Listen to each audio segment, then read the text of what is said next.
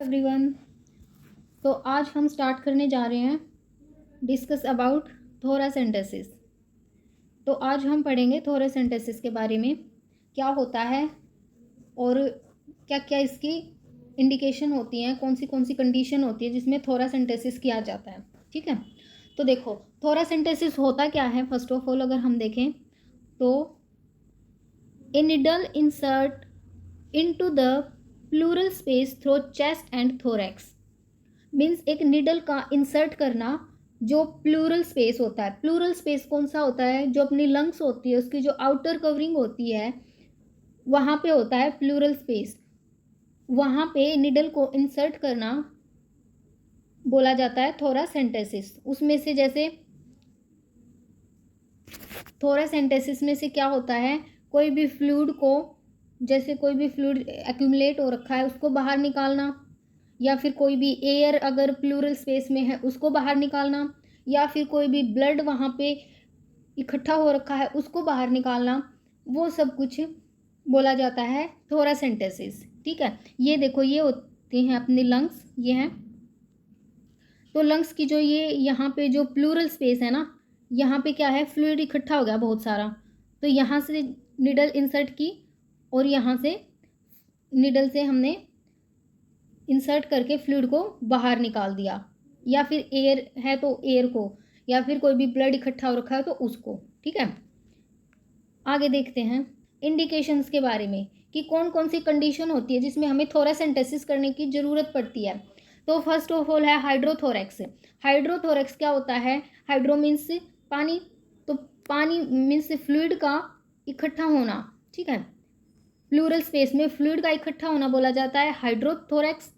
नीमोथोरैक्स क्या होता है? नीमो वर्ड यूज होता है नीमोथोरैक्स अगर कोई भी एयर फिल्ड हो रखी है प्लूरल कैविटी में तो उसको न्यूमोथोरैक्स बोला जाता है। और हीमोथोरैक्स कौन सा होता है? हीम वर्ड होता है जो वो इंडिकेट करता है ब्लड को।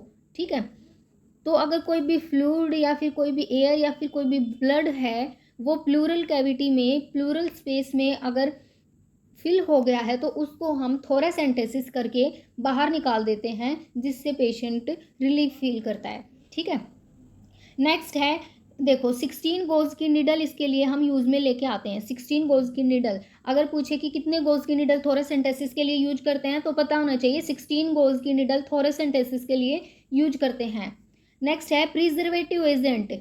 देखो थोरासेंटेसिस किया हमने तो उसको जो फ्लूइड निकाला उसको हम निकाल के एक प्रिजर्वेटिव एजेंट होता है उसके अंदर मिला के रखते हैं ताकि वो खराब ना हो। ठीक है, तो इसलिए उस प्रिजर्वेटिव एजेंट का नाम क्या होता है? सीट्रेट उस प्रिजर्वेटिव एजेंट का नाम होता है। ठीक है, और जैसे ये होता है अपना सोडियम सीट्रेट, ये इसके लिए यूज करते हैं हम ब्लड को जो हम प्रिजर्वेटिव में रखते हैं उसके लिए सोडियम सीट्रेट और ये EDTA यूज करते हैं। तो ये फ्लूइड भी एक अपना जो हीम की तरह ही होता है, ब्लड की तरह की इसकी वो होती है कंडीशन, तो इसलिए इसको भी हम सीट्रेट इसका प्रिजर्वेटिव एजेंट होता है। ठीक है, नेक्स्ट है पोजीशन। कौन सी पोजीशन देंगे हम जब भी थोरासेंटेसिस करेंगे? तो ऑर्थोपोनिक पोजीशन। ऑर्थोपोनिक पोजीशन कौन सी होती है? देखो ऊपर दिखाती हूँ मैं आपको, ये पोजीशन होती है। क्या होता है, पेशेंट को बेड पे ऐसे बिठा देते हैं और सामने एक ये कार्डियक टेबल होती है, इस पे आगे ऐसे जो इसके पेशेंट के हैंड और चेस्ट को ऐसे करवा के डाउन करवा के पोजीशन में बिठाते हैं। या फिर पेशेंट इधर बेड पे भी बैठा है तो भी कार्डियक टेबल यहाँ पे आगे आ जाती है और पेशेंट का हेड डाउन हो जाता है नीचे, और यहाँ से जो प्लूरल स्पेस है वहाँ पे डॉक्टर इंसर्ट करता है निडल और फ्लूइड को एस्पिरेट कर लेता है। ठीक है, तो ये हो गया पोजीशन। तो एक क्वेश्चन है, if patient cough during, position लिख दिया, ड्यूरिंग प्रोसीजर आएगा यहाँ पे, इसको ठीक कर लेना, ड्यूरिंग प्रोसीजर।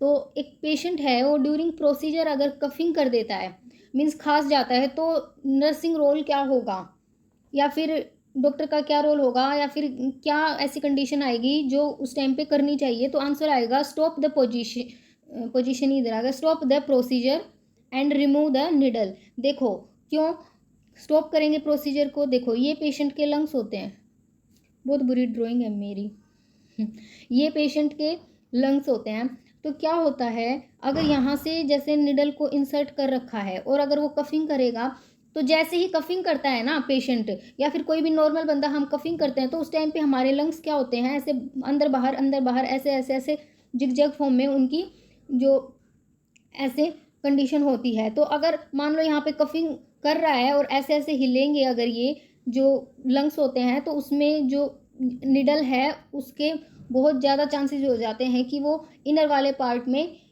इंसर्ट हो जाए या फिर वहाँ से इंजरी हो सकती है। तो इसलिए कभी भी हमें अगर कफिंग कर रहा है पेशेंट, तो उस टाइम पे तुरंत हमें स्टॉप करके प्रोसीजर को और निडल को रिमूव कर देना चाहिए, फर्दर कॉम्प्लिकेशन ना हो इसलिए। ठीक है, नेक्स्ट है क्वांटिटी। ठीक है, मतलब कितनी क्वांटिटी हमें थोरेसेंटेसिस में फ्लूइड की निकालनी होती है।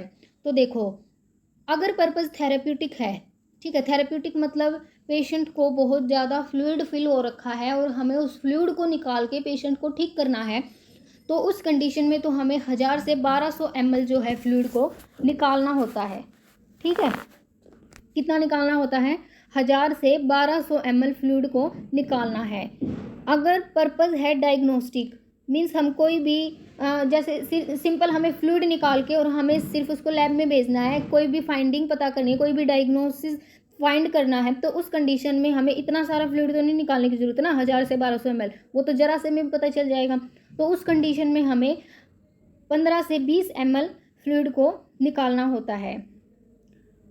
ओके, अच्छा, अब इसमें एक क्वेश्चन ये बन जाता है कि अगर मान लो किसी पेशेंट को जिसको थोरेसेंटेसिस हुआ है, जिस साइड में थोरेसेंटेसिस हुआ है मीन्स जिस साइड में इंसर्ट हुई है निडल, उस साइड में अगर पेशेंट कंप्लेन कर रहा है कि उसको पेन है या फिर डिस्निया है, मीन्स डिफ़िकल्टी इन ब्रीदिंग है, टैकीकार्डिया है, तो नर्सिंग डायग्नोसिस क्या बनाओगे? तो उस कंडीशन में नर्सिंग डायग्नोसिस होगा कि पेशेंट को हीमोथोरैक्स हो गया है, क्योंकि जो अगर थोरेसेंटेसिस जिस पेशेंट का होता है तो उसकी कॉम्प्लिकेशन में क्या होता है, हीमोथोरैक्स और नीमोथोरैक्स, ये इसके एक दूसरे के कॉम्प्लिकेशन ही है। क्योंकि देखो, अगर हीमोथोरैक्स करेंगे, अगर कोई हाइड्रोथोरैक्स कर रहे हैं, फर्दर अगर नीडल इधर उधर कहीं भी लग गई तो वहाँ से ब्लीडिंग होने के चांसेस है, तो हीमोथोरैक्स हो जाएगा। ठीक है, और अगर हीमोथोरैक्स कर रहे हैं और कोई भी एयर अगर अंदर चली गई तो वहाँ पे न्यूमोथोरैक्स हो जाएगा। तो कॉम्प्लिकेशन जो होंगी वो यही एक दूसरे की कॉम्प्लिकेशन होती हैं। तो ये ध्यान रखना है, अगर पेशेंट अफेक्टेड साइड में पेन, डिस्निया, टैकीकार्डिया बता रहा है तो नर्सिंग डायग्नोस क्या होगा कि पेशेंट को हीमोथोरैक्स है। ठीक है, नेक्स्ट बात करते हैं बोन मैरो बायोप्सी के बारे में। ठीक है, बोन मैरो बायोप्सी क्या होती है? ठीक है, बोन मैरो बायोप्सी का क्या पर्पस होता है? ठीक है, अब इसके बारे में हम सारा डिटेल से डिस्कस करेंगे। तो देखो, बोन मैरो बायोप्सी में क्या होता है, to assess the abnormalities of blood cell. जो ब्लड सेल होती है ना अपनी, कौन कौन सी, आरबीसी, डब्ल्यूबीसी, प्लेटलेट्स, इन सब की कोई भी एबनॉर्मलिटी फाइंड आउट करने के लिए हमें बोन मैरो बायोप्सी करनी पड़ती है। जैसे इन सेल्स में जैसे इनकी सेल्स की साइज में कोई एबनॉर्मलिटी आ गई हो, अगर कोई शेप में एबनॉर्मलिटी आ गई हो, प्रोडक्शन में एबनॉर्मलिटी आ गई हो, तो वो सब कुछ पता लगाने के लिए हमें क्या करना पड़ता है, बोन मैरो बायोप्सी करनी पड़ती है। ठीक है, जैसे आरबीसी होती है, ठीक है, नॉर्मल आरबीसी कॉनकेव शेप की, डिस्क शेप की होती है। तो क्या होता है कि अगर क्या पता इनके साइज में, शेप में क्या एबनॉर्मलिटी आई है, क्या कंडीशन है, तो उसके हिसाब से हमें बोन मैरो बायोप्सी करना पड़ता है। तो टाइप्स की अगर बात करें हम, तो 2 टाइप्स की बोन मैरो बायोप्सी होती है, रेड बोन मैरो और वाइट बोन मैरो। ठीक है, तो जो रेड बोन मैरो होती है वो होती है अडल्ट में, ठीक है, और वाइट बोन मैरो होती है वो होती है चिल्ड्रन में। तो देखो, जैसे ये बोन है अपनी, ये एक कोई बोन होती है, बोन मैरो कहाँ प्रेजेंट होती है वो बता रही हूँ। ये अपनी सपोज दैट बोन है एक, ठीक है, ये ऊपर वाला पार्ट होता है, ये क्या एपिफाइसिस बोलते हैं इसको। ठीक है, और यहाँ का जो मेटाएपिफाइसिस होता है ये वाला, इन दोनों के बीच में यहाँ पे ऐसे प्रेजेंट होती हैं, ये होती हैं बोन मैरो। ठीक है, तो अगर रेड बोन मैरो की बात करें तो रेड बोन मैरो प्रेजेंट होती है अडल्ट में, और वाइट बोन मैरो किस में प्रेजेंट होती है, वो प्रेजेंट होती है चिल्ड्रन में। ठीक है, अगर साइट की बात करें तो देखो, स्टर्नम होता है, इलियक क्रेस्ट होता है, कोंडाइल ऑफ द फीमर। ठीक है, ये 3 साइट बेस्ट मानी जाती हैं जहाँ से हम इसको बोन मैरो बायोप्सी करते हैं। ठीक है,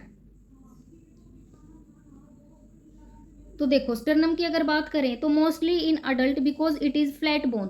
ठीक है, अडल्ट में फ्लैट बोन में पाई जाती है, क्योंकि मोस्टली अडल्ट फ्लैट बोन में पाई जाती है, और स्टर्नम क्या है, एक फ्लैट बोन है। ठीक है, साइट कौन सी, स्टर्नम की भी अगर साइट की बात करें तो जो अपर पार्ट होता है ना स्टर्नम का, जिसको मैन्यूब्रियम बोलते हैं, वहाँ पे इसकी साइट होती है जहाँ से बोन मैरो को बायोप्सी को किया जाता है। पोजीशन की बात करें अगर स्टर्नम से लेना है तो कौन सी पोजीशन देंगे, तो dorsal recommended apply pillow under the sternum, ऐसे सिंपल लेटा करके। डोर्सल रिकमेंडेड क्या होती है, लेग्स को थोड़ा सा फोल्ड करवाएंगे।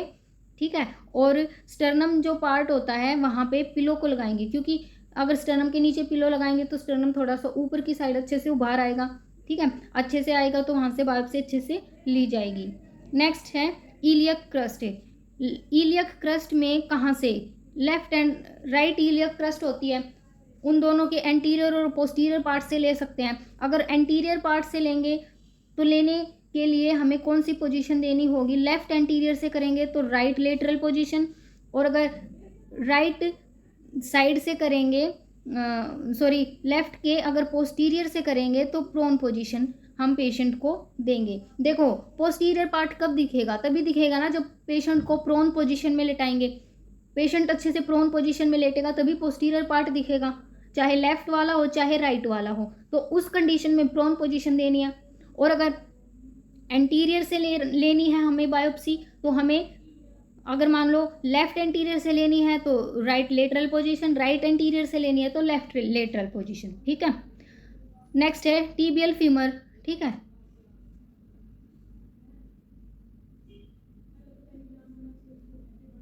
टीबियल फीमर या कोंडाइल ऑफ फीमर, यहाँ पे एंड टीबियल बोन भी आएगा। ठीक है, टीबीएल, तो देखो टीबीएल में क्या है, टीबीएल फीमर में क्या है, मोस्ट कॉमन इन चिल्ड्रन, ये मोस्ट कॉमन चिल्ड्रन में यहाँ से हमें बोन मैरो बायोप्सी की जाती है। और अगर बात करें क्वांटिटी की, कितनी क्वांटिटी हमें बोन मैरो एस्पिरेशन में लेनी पड़ती है, तो 0.2 ml, क्योंकि भाई बहुत इंपॉर्टेंट पार्ट है ये अपनी बॉडी का, और इसको ऐसे नहीं कि 2-3 ml या 10 ml 15 ml निकालेंगे, ओनली 0.2 ml हम इसको निकालते हैं। ठीक है, तो आज के लिए इतना ही था। Thank you.